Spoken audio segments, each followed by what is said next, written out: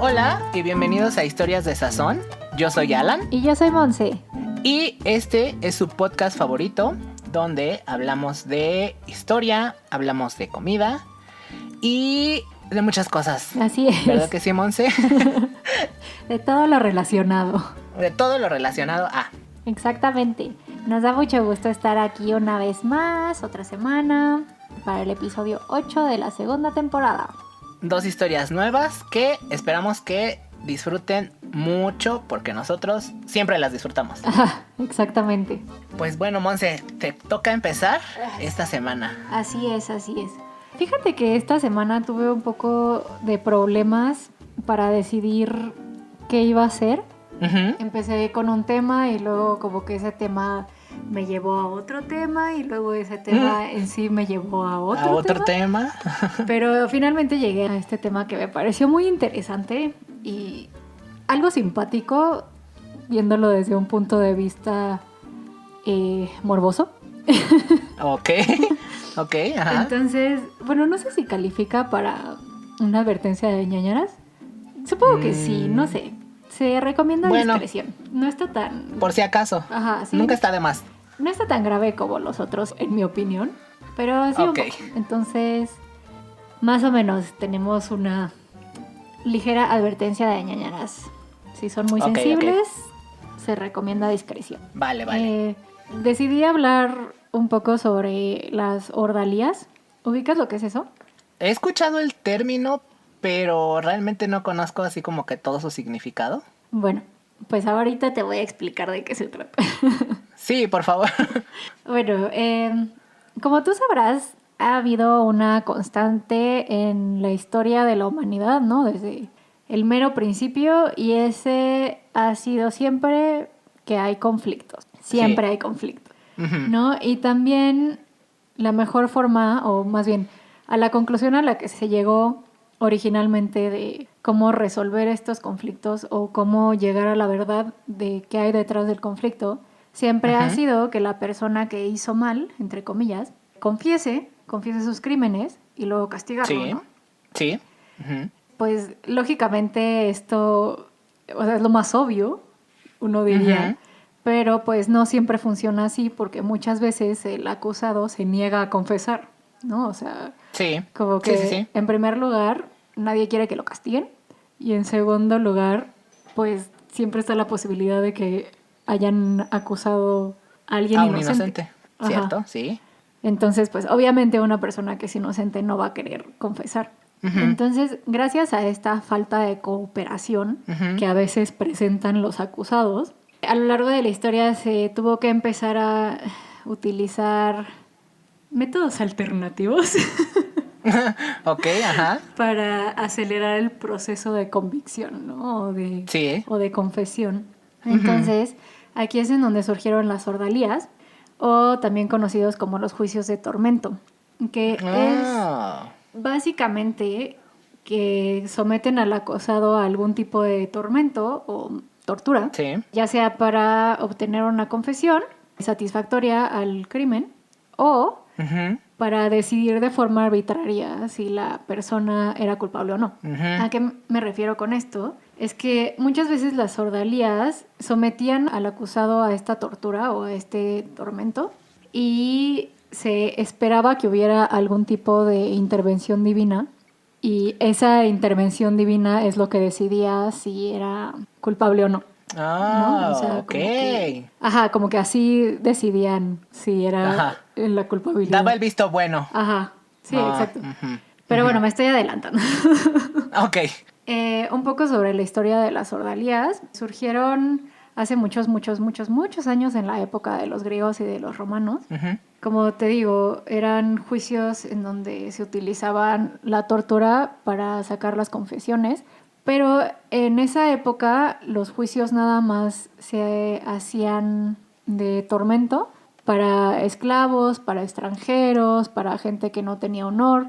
O sea, si eras un ciudadano libre, ¿no? O sea, como de la alta sociedad, si eras alguien estudiado o así, los juicios eran como muchísimo más leves, en los que tenías que tener testigos y los testigos, ya sea que te apoyaban o no te apoyaban, y si no te apoyaban, entonces como que manchaba tu honor, pero y ya no, o sea, como que no pasaba a mayores. A mayores, ajá, o sea, no había ningún tipo de castigo físico.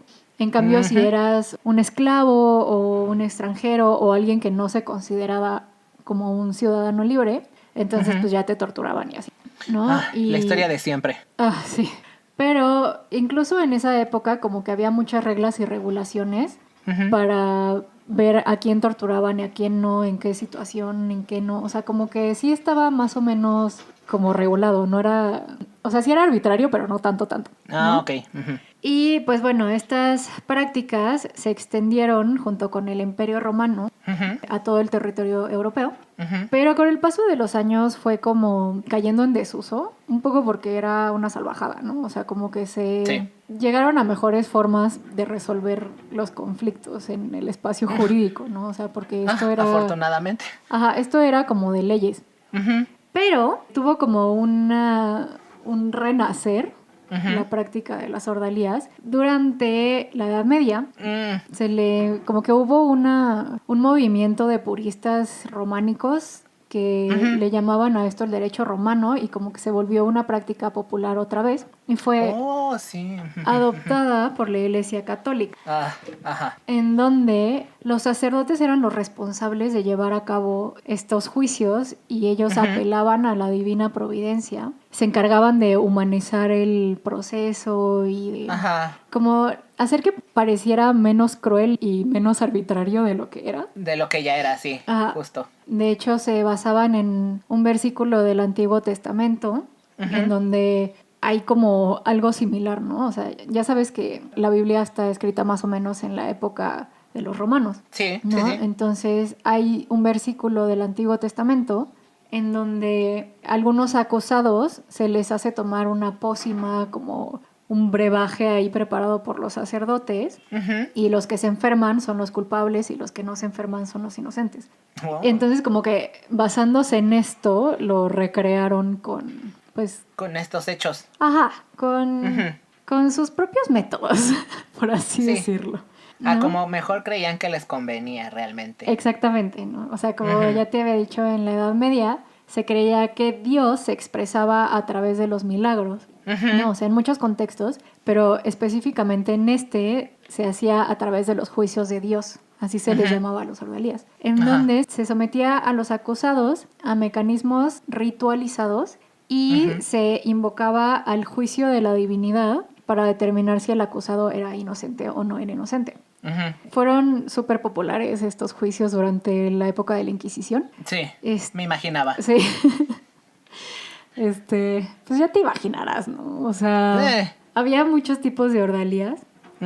Tipo, había uno que era como uno de los más leves que encontré, que se hacía básicamente para disputas como de tierras, de viñas, de dinero, en el que así. Y era el combate a duelo, en donde las dos partes que se estaban peleando escogían como un campeón, y los campeones se peleaban, y pues ya el que ganaba, pues ganaba el argumento, ¿no?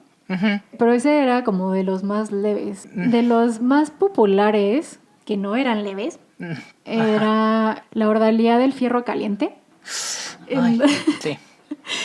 Advertencia de ñañaras. En donde el sacerdote medía cierta distancia en la iglesia y ponía sobre el fuego un pedazo, como una varilla de hierro. Y ya sabes, hacía toda la ceremonia, se decían las plegarias, bendecía el hierro, entraba el acusado, se celebraba la misa. Y durante toda esta ceremonia el fierro se estaba calentando en la hoguera, ¿no? Se hacía la Eucaristía, le daban la comunión al acusado. Y después de bendecirlo y rociar con agua bendita el fierro caliente, un testigo confirmaba que el fierro sí estaba lo suficientemente caliente.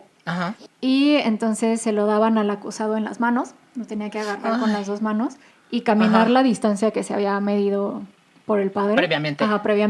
Obviamente al paso que le dijeran, o sea, no podía como agarrar y correr, ¿no? O sea, tenía que ir como conforme lo fueran guiando y así, agarrando este fierro al rojo vivo. Y ya que llegaba al final del tramito que tenía que caminar, se le envolvían las manos en un como sobre sellado. Ajá. Y así se le dejaba reposar durante 3 días. Después de estos 3 días, se abría el sello y se examinaban sus manos. Ajá. El caso es que si tenía algún signo de quemaduras, entonces era culpable.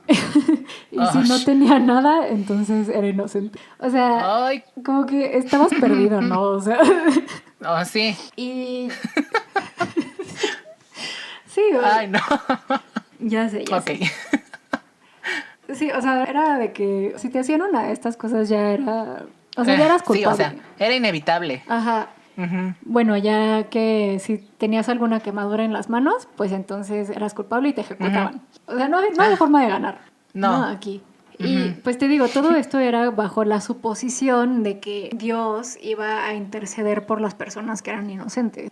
Pero pues obviamente todo el mundo se quemaba, o sea... No hay forma. No hay forma. Bueno, había como muchas variaciones de este tipo. Otro era, en vez de agarrar con las manos el fierro caliente, tenías que caminar descalzo sobre rejas de arado, igual en rojo vivo. Y otra era que ponían un caldero con agua, muy hirviendo, y... Todo esto, te digo, tenía muchísima faramalla, ¿no? O sea, se hacían misas, se rezaba, se hacía la bendición. Sí, era todo un espectáculo. Ajá. Y ya que estaba súper hirviendo el agua en la caldera, el acusado tenía que sumergir la mano en el agua durante cierto tiempo, dependiendo el crimen del que se te acusaba, era qué tanto tenías que meter la mano, ¿no? O sea, si era leve, la tenías que meter hasta la muñeca. Pero si era algo un poco más grave, entonces lo tenías que meter hasta el codo durante cierto tiempo que te indicaba el padre. Y mismo caso, ¿no? O sea, igual en el de los pies, te los envolvían, durante 3 días reposaba y después se examinaban tu brazo o tus pies o lo que sea. Y si tenías algún tipo de quemadura o algún signo de que te hizo daño, entonces eras culpable y te ejecutaban. ¡Ay, qué nefastos! Sí. En el nombre de Dios. Otro que me pareció muy curioso era la prueba del agua fría, en donde se ataba al acusado de forma que no pudiera mover ni los brazos ni las piernas y se aventaba ya fuera a un lago o a un río o cualquier cuerpo de agua aleatorio que estuviera cerca. Y si flotabas, entonces eras culpable. Esto era por la suposición de que solamente, o sea, había como una superstición de que el agua solamente acepta a las personas puras, ¿no? Entonces, si eras impuro, si eras culpable, el agua te rechazaba y flotas. Te rechazaba, claro. Y también esto se le aplicaba a los que acusaban de brujería, porque se supone que las brujas rechazan el bautismo. Entonces, el agua las rechaza a ellas. Entonces, flotan. No, y lo que se me hizo chistoso, o sea, bueno, no es chistoso, pero... Curioso de... Es que, o sea, si no flotabas y te hundías, pues te ahogabas. O sea, pero o sea, no les importaba. O sea, era como de, se hundió, entonces pues era inocente. Era inocente. Y de todos modos, salías bailando con la más fea. Sí. O sea, te digo que no había forma de ganar en estos juicios. No. Bueno, finalmente, o más bien eventualmente en esta prueba del agua fría, llegaron a implementar la medida de amarrarlos con una cuerda por si te hundías, entonces te podían jalar, ¿no? Pero pues inicialmente no, o sea, te hundías y te ahogabas. Bueno, en fin, en medio de todas estas ordalías, hubo una en particular que me llamó la atención y fue la razón por la que decidí hablar de este tema, que, o sea, si te fijas, no te he hablado de ninguna ordalía que tratara de comer cosas envenenadas o algún brebaje envenenado o algo así, ¿no?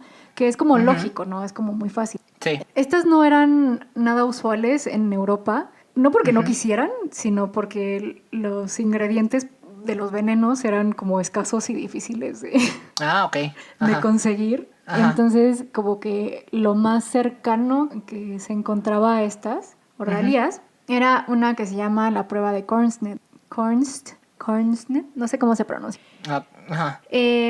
Esta era principalmente de las regiones anglosajonas de Europa. No era en toda Europa, era más que nada en tipo Inglaterra y todos esos. Y también se conocía como la prueba del pan y el queso. Esta prueba en comparación con las demás, está bastante benévola. Vas a ver. O sea... sí, a ver. Consistía en que el padre medía 10 pennyweights, o sea, los pennies de ese entonces eran de plata, y se utilizaban como moneda, pero también se utilizaban como medida de peso, ¿no? Ok. Entonces medía 10 pennyweights, que ponte tú que un pennyweight es como 1,5 gramos. Ajá. Entonces eran como 15 gramos de pan.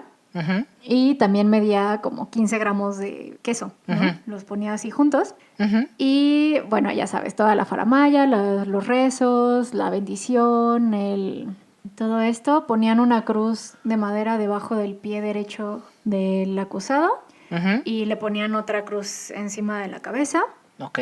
Y bueno, se leía en voz alta de lo que se le estaba acusando, el robo, lo que fuera. Y al mismo tiempo se le metía todo el pedazote de pan a la boca. De pan con queso. Ajá. O sea, imagínate, un bocado de 30 gramos, ¿no? De 30 gramos, sí. Se lo metían a la boca al mismo tiempo que recitaban cierto rezo. O sea, no lo anoté, no creo que sea necesario.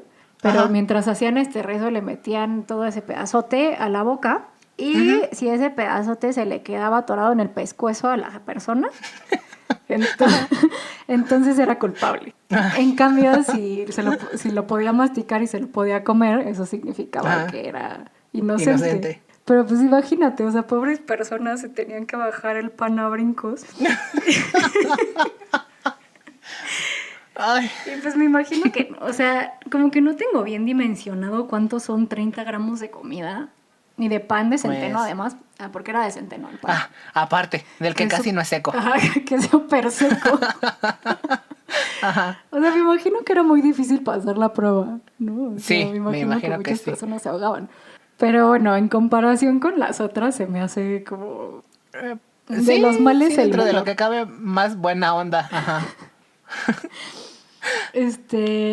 Bueno, y eso es como la prueba del corn... ¿Cómo te dije? Corn. Ajá. En fin, el proceso de los juicios de Dios era como bastante sencillo. Primero era la acusación, ¿no? Monse, te acuso a ti, Alan, de cierto crimen, ¿no? Podía ser adulterio, robo, homicidio, sodomía, cualquier cosa que fuera crimen, porque aparte en esa época todo era crimen. Todo era, sí. ¿No? Entonces el tribunal te daba a ti, Alan, la opción de confesar, ¿no? O sea, entonces ya, si confesabas, como que iban directo al castigo. Pero si no confesabas porque eras inocente o porque no querías o por cualquier cosa, entonces el jurado deliberaba y decidía qué ordalía te iba a tocar, ¿no? O sea, dependiendo de lo que se te estaba acusando y así. Entonces era como el tipo de tortura que te tocaba. Y ya que daban como el veredicto, entonces tú podías apelar y decir como, no, pues no estoy de acuerdo con esta sentencia o lo que sea, pero solamente tomaban en cuenta las apelaciones de las que estaban seguros que eran inocentes, ¿no? Entonces, ninguna pasaba, o sea, ninguna apelación pasaba. Porque, sí, pues, me imagino. O sea, si no podías probar que eras inocente desde el principio, porque iban a tomar tu apelación, ¿no? Entonces la mayoría de las apelaciones se tomaban como frívolas y se procedía con la ordelía y luego con el castigo, la condena, pues. Solamente estaban exentos de los juicios de Dios las personas ilustres, las personas de muy corta o muy avanzada edad y las mujeres embarazadas. En fin, esta práctica siguió durante años y años. A mediados del siglo XII, el Papa Alejandro III prohibió los juicios de agua hirviendo, los del hierro caliente y los duelos de Dios. Y posteriormente, en el Cuarto Concilio Luterano, el Papa Inocencio III prohibió todo tipo de juicios de Dios, o sea, prohibió todas las ordalías. Pero era como una práctica ya tan normalizada que... Tan arraigada. Que se pasaron la prohibición por el Arco del Triunfo y siguió siendo, o sea, siguieron haciéndolas, tanto así que 12 años después, en el concilio de Treveris, lo tuvieron que volver a prohibir. Ay, qué gente. para que ya los dejaran de hacer y pues total que no dejó de ser una práctica común ya hasta el Renacimiento. O sea, durante toda la Edad Media estuvieron en vigencia los juicios de Dios y no fue hasta el Renacimiento que ya se terminó con esa práctica. Finalmente. Pues ya, eso es básicamente todo lo que traigo. Ay, no. Híjole, es que este tipo de historias me causan mucho conflicto porque, o sea, se me hace muy curioso el ingenio que antes tenían las personas para lastimar a otras personas, porque sí, o sea, inventarse tantos métodos, tantas máquinas, tantas cosas, me sorprende. Pero también lo que me molesta mucho porque, híjole, siempre todo así como, no, es que en nombre de Dios, porque Dios dice que esto y Dios dice que lo otro, y así como, híjole, pues, ¿cuándo te dio Dios un mensaje en sueños o te mandó una carta o te mandó un WhatsApp o qué pasó ahí, ¿no? Eso es a mí lo que me causa conflicto. Bueno. Pero... En defensa de los padrecitos de la Inquisición y así, o sea, digo, no en defensa de, pero ellos no inventaron las torturas, solamente las retomaron. Bueno, de todos modos, no, eso no les quita. Ajá. Como que sí leí que ellos, o sea, nada más como que retomaron las torturas que ya se usaban y solamente inventaron poquitas. Ajá. Bueno. Bueno, esto ya es un poco fuera del tema, ¿no? Pero una de que te amarraban de los pies y de los brazos y te jalaban. Como que esa fue una novedad en esa época. Pero todas las demás, o sea, la del hierro, la del agua, la de todas esas ya existían. Ya existían. Pero pues sí, está cañón como... O sea, me encanta porque se supone que en la época medieval ya era como...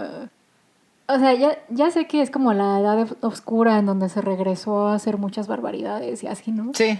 Pero el hombre ya se jactaba de ser como civilizado y que, ya sabes, ya estamos en la civilización europea y no sé qué, y los grandes arquitectos, los grandes reyes, y los reyes y todo esto, y al mismo tiempo hacían este tipo de salvajadas de mente súper cerrada, ¿no? De que, o sea... ¿Con qué lógica puedes defender que le quemaban las manos a la gente y luego esperaban que no se quemaran? ¿No? Que no les pasara nada, exacto. O sea, como que... Sí, no hay forma como de alegar ni defender ni nada porque... Pues es que era realmente muy tonto, ¿no? El argumento. Pues sí, o sea, digo, a lo mejor ahorita lo vemos como muy tonto, pero en ese momento... real estaban cegados con la certeza de que Dios iba a interceder por esas personas, ¿no? Pero... Sí, también hay que considerar eso, sí. Pero al mismo tiempo, o sea, yo pienso que puedes utilizar la lógica un poco o utilizar un poco la misericordia, ¿no? O sea, como que sí, vamos a hacerte esta prueba para ver si Dios te salva, pero no pruebas tan dolorosas y horrendas, ¿no? O sea, sí, tan extremas. Ajá, o sea, como sin ningún... miramiento por la vida humana. Exactamente. No sé, se me hizo muy simpático. Y ese juicio del pan se me hizo chistosísimo, la neta. O sea, no es chistosísimo porque seguramente mucha gente se murió ahogada, pero... Pero algo muy absurdo. Pero se me hizo súper absurdo, justamente. De hecho, ¿sabes? Estaba recordando, ¿te acuerdas que hace poquito tiempo salió este challenge de intentar comerte 6 galletas saladas en 1 minuto? Así me los imaginé así, todos comiéndose su pan de centeno todo secote y durote. Pues sí, algo así era, o sea, básicamente. Aparte me imagino al padre así como, ya sabes, metiéndole, ¡toma! Pedazote de pan. Pero pues ay, no. Eso ya fue todo por mi parte.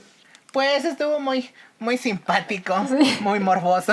Sí, está simpático te digo, Sí. En términos generales. Si lo ves desde un punto de vista morboso. Ajá, sí. Muy gracioso eso del pan, ¿eh? Ay, pues bueno. Esta semana tengo que confesar que voy a volver a abusar de mi reciente estadía en Acapulco. Genial. Entonces, este tema ya lo había considerado para hablarlo en esta temporada, pero la verdad es que me quería esperar hasta septiembre. Ya sabes, la época patria y todas estas comilonas. Así es. Pero estando en Acapulco, un día yendo a comer, me topé con la hermosa sorpresa de los jueves pozoleros. ¿Qué es Entonces, eso? voy a hablar de los jueves pozoleros. Ajá. A ver. Pues bueno, en primera, algo que todo el mundo sabemos es que el pozole es uno de los platillos más ricos que existen en la gastronomía mexicana. Sí. Y que es uno de los más conocidos también. También. Ajá. También debemos notar que este alimento, dentro de su preparación, tiene muchos colores, muchos sabores, muchas texturas. Y si le quieres poner guarniciones, aumenta muchísimo, ¿no? Miles, ajá. Y, bueno, no sé si miles, pero sí hay varias. Sí, son muchísimas. La verdad es que sí son muchas. Y te decía, ¿no? Por esto es uno de los alimentos que es de los predilectos para la época de las fiestas patrias. Sí. Entonces, por eso te decía, yo me quería esperar, pero no, es mejor ahora. Sí, pues de hecho se consume mucho en las fiestas patrias porque tienen los colores de la bandera, ¿no? O sea, como blanco, verde, rojo. Exactamente. Café. Y bueno, tú ya sabes que el pozole tiene orígenes prehispánicos. Ajá. Pero la versión que todos conocemos es originaria del estado de Guerrero. Ajá. Curiosamente, y también de esto viene un poco el que se haya decidido darle 3 colores, es porque la bandera que es de nuestra nación hoy en día también nació en el estado de Guerrero. Ah, ¿en serio? Ajá, entonces de ahí viene que el pozole tenga los 3 colores de la bandera y pues ya se hizo una tradición. Totalmente una tradición.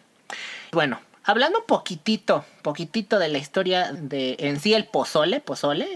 La palabra pozole significa espuma y es de origen náhuatl. Órale. La palabra original es pozoli. Pozoli, eso significa espuma. Y seguramente tú, como muchos otros, estarán preguntando, ¿y por qué se llamaba espuma? ¿O por qué le pusieron que se llamaba espuma? Sí. Pues bueno, se debe a la forma y al color que adquiere el maíz cacahuacintle cuando se está cociendo. Ya sabes que explota, se abre. Entonces se rompe. Abre y queda flotando. Entonces asemeja como si fuera espuma que está saliendo de donde lo estás cocinando. A eso se debe. Qué bonito. A eso se debe el nombre de espuma. Este tiene su origen en la época de los aztecas. Sí. Y tú ya hablaste de esto. Sí. Era una comida ritual. Se daba en una ceremonia. Quien lo oficiaba era la única persona que se lo podía comer. Ajá. Y recordemos que para mayor información podemos recurrir al episodio 4 de la segunda temporada. Exactamente.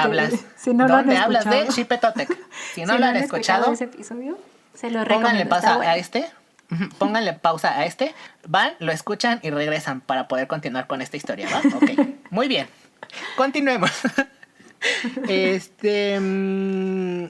Sí. Con el tiempo y con la conquista, los evangelizadores deciden no desaparecer totalmente esta comida. Sí.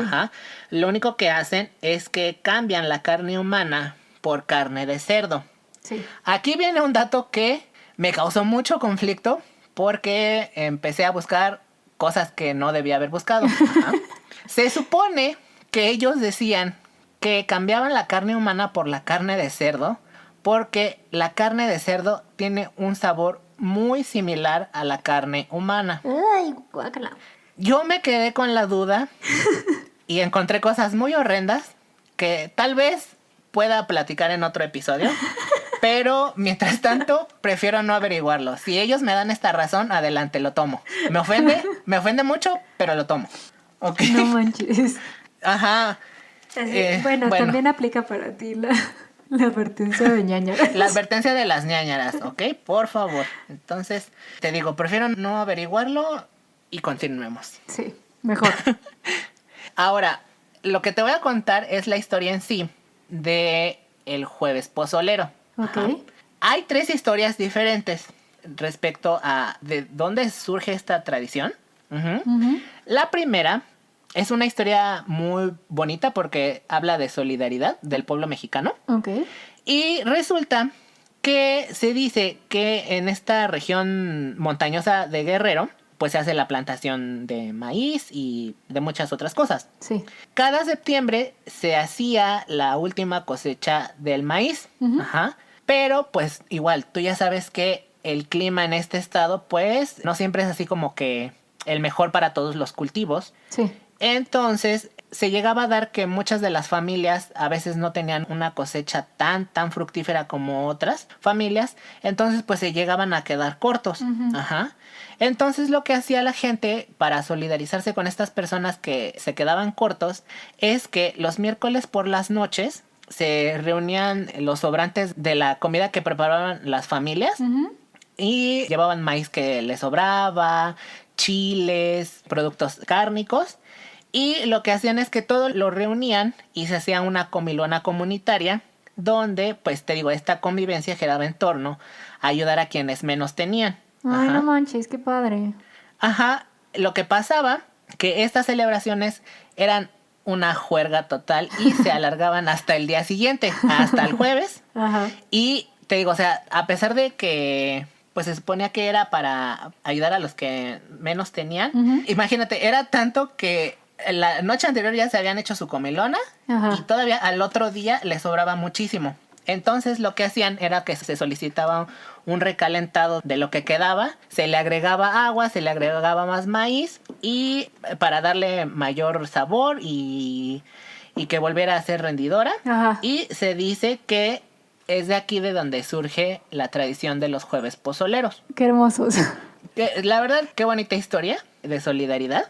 La segunda versión es una versión mucho más cortita y mucho más insulsa. Ajá. Pero también se más debe... desabrida. Sí, mucho más desabrida, porque historia cortitita.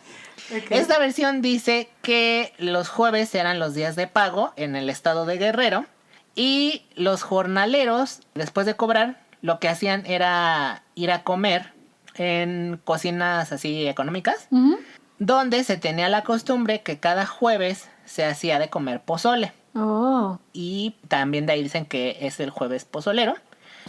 Y no, pues sí que estuvo desabrida eso. Estuvo así como, ¡ay, qué poco chiste!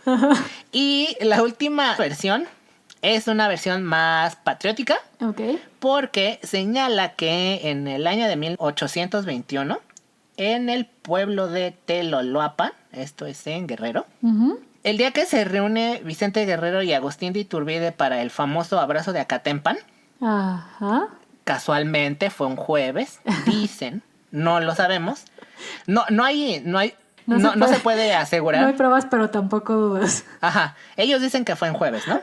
Bueno, entonces ellos hacen las paces, se dan el abrazo y lo que pretenden es hacer un convivio con las tropas de cada uno. Ajá. Entonces Vicente Guerrero lo que hace es que manda a matar un cerdo para que lo cocinen y la gente de la zona les ofrece una comida que es originaria de esta región y que es muy muy antigua, que se llama potzotl, que se supone que es el antepasado de el maíz, que del pozole, sí, y consistía nada más en hervir el maíz cacahuacintle y agregarle unas cuantas hierbas para darle sabor y aroma. Okay. Y se servía en cazuelitas de barro.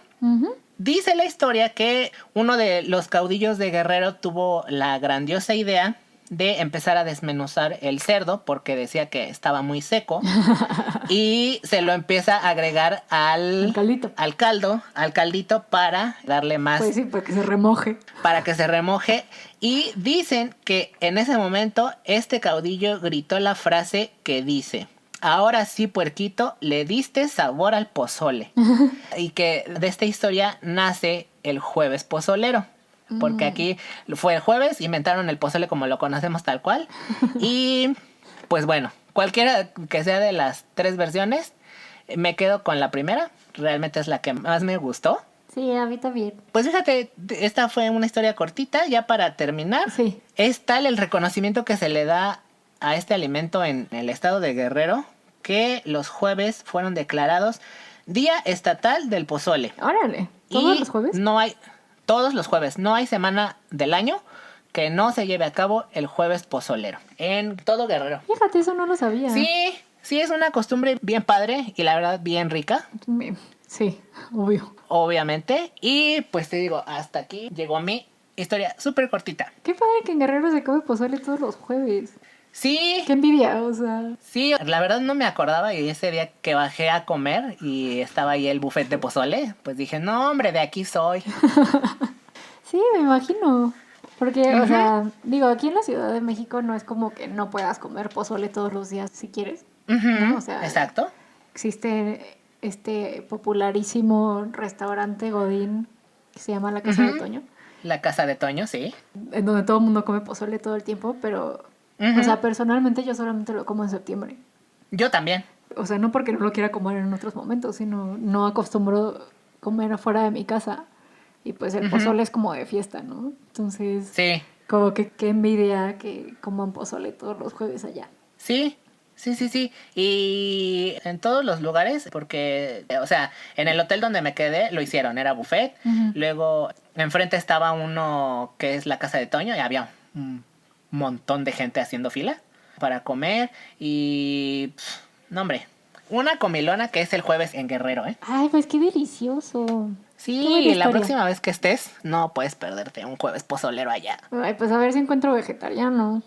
No creo. Yo creo que sí, porque ya hay muchísimas versiones. De hecho, ese día que comí, te daban la opción de que si le querías agregar carne, se la agregabas. Y si no, te lo comías así, solito. El puro maíz con todo lo demás. Pues bueno, sí, voy a buscar la próxima vez que vaya a Acapulco a ver si encuentro algún jueves pozolero que incluya vegetariano. Sí, seguramente sí.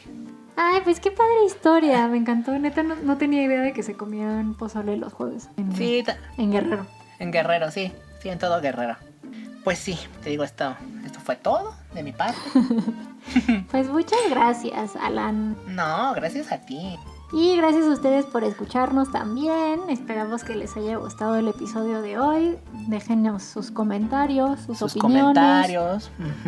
Recuerden que si tienen cualquier duda, no duden en expresárnosla. Ajá, estamos ahí muy al pendiente de Instagram, de YouTube, de TikTok. De Twitter. Por si se quieren comunicar con nosotros, ahí andamos. No olviden suscribirse a nuestro canal. Darle like. Seguirnos en todas las redes compartir nuestras sociales. publicaciones. Y porque realmente nos da mucho gusto cuando recibimos mensajes y cuando nos siguen, cuando tenemos suscriptor nuevo, nos motiva muchísimo para seguir haciendo este proyecto. Entonces se les agradeceríamos mucho si se pronuncian. Sí, por favor. Nos debemos a ustedes, recuérdenlo. Nos debemos a ustedes. Exactamente. Y pues bueno, creo que esto sería todo por esta semana. Todo por hoy, sí. Nos vemos la próxima. Muchas gracias por escuchar. Adiós. Adiós.